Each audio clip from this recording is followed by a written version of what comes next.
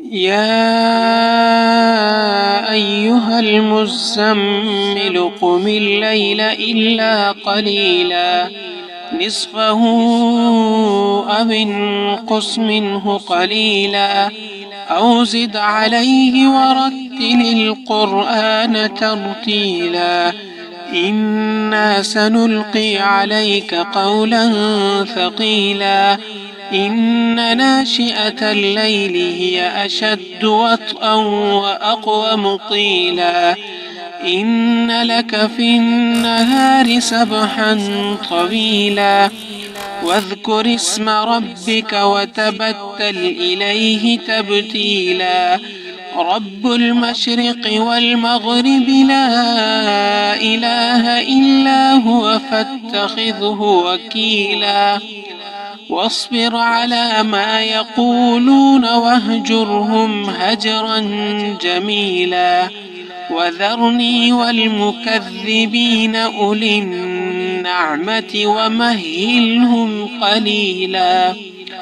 إن لدينا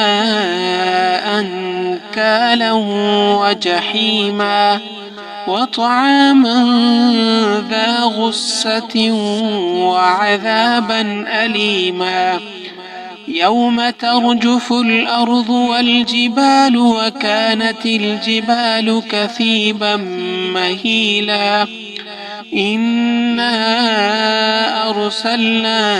إليكم رسولا شاهدا عليكم كما أرسلنا إلى فرعون رسولا فعصى فرعون الرسول فأخذناه أخذا وبيلا فكيف تتقون إن كفرتم يوما يجعل الولدان شيبا السماء منفطر به كان وعده مفعولا إن هذه تذكرة فمن شاء اتخذ إلى ربه سبيلا.